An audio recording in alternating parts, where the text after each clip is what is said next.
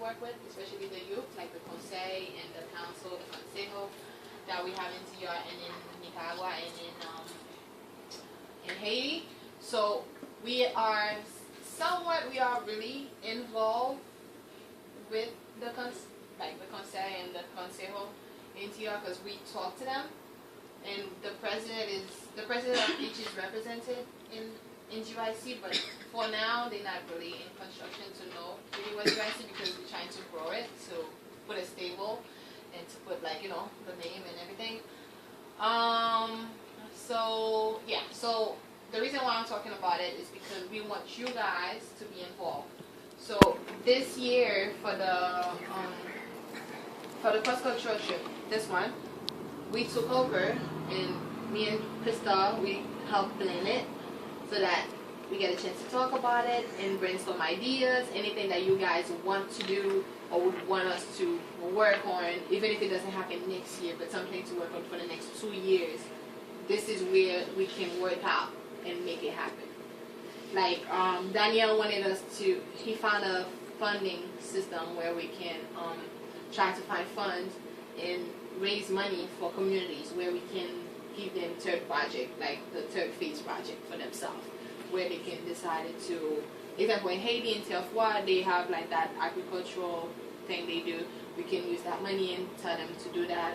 In Bate Ocho, I knew they were doing a class, like when I was there they did a classroom, so we can help them build that for the kids and send books in Spanish and work even with other organizations if we have to. So it's our ideas is for us to take initiative and not rely on Frank and Sarah to take initiative for us. So thank God. So everybody has a voice. Everybody who's a member can bring in their own idea, and we will work it out to make it happen for you and for what you want it to happen. Like I was telling Sarah that sometimes people coming back from DR and Haiti tends to not really have their third phase project right away, and it's after a period of time that they start thinking, oh, I want to do this, either for my community or for DR or for Haiti, or Nicaragua, so they want to do this. And sometimes they feel like, okay, now I'm in college, I don't have the time, I'm not doing anymore, but they don't realize that they have the option to come to somebody and help them do it, like trying to help them find the fund. So GYC have all this, like I said, how you say it, all this resources that we're trying to find. We can try to find it, but to find it we have to do it together as alumni. So yeah, pretty much. So the other thing is that once you're an alumni, you're literally a member. Can you get sworn in to be a member? Like, can there be like a cool pledge? Like a pledge? You want us to do a pledge? We did that, right? At my graduation? To be an alumni for GP or to be an alumni for GYC forever and ever. I think that's a good idea. I mean, okay, so we don't want to. If we do that, let's say somebody don't want to do it, right? So in a way, it will segregate people from. You scare people away. Yeah. So commitment. You think? Yeah, but commitment is good, because you know how many people committed to come to this GYC trip and then bailed last minute? Mm-hmm. I mean, commitment is good, but at the same time, we don't want to force them. We want to have them. We want to give them the option to decide, because it's their own dream, it's their own choice. Like if they say that, okay, I wanna example, like Sarah was talking about the classes for languages. I wanna teach French, and I want to do it for GP students. I want to do this, and GYC needs to help us do like fundraisers for something or whatever. We will help fundraise. That's their project. That's their own things to build for GYC, in GP. And maybe that small dream can become something where we give free French class to people from outside.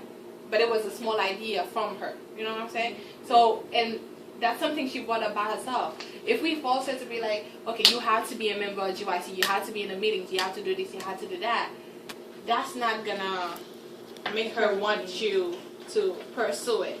And the other thing is, everybody's a member, so everybody will get letters monthly, know what we're up to, decision about like some sort of like logo decision, like background or whatever it is. But most of the decision will be taken by the primary members, like who are like The first the first group, like the president, the vice president. We put it that way because when we want to be like more formal, if we're going to ask for funding, we want them to know that they have like a president, a vice president, and the treasurer and all these little things.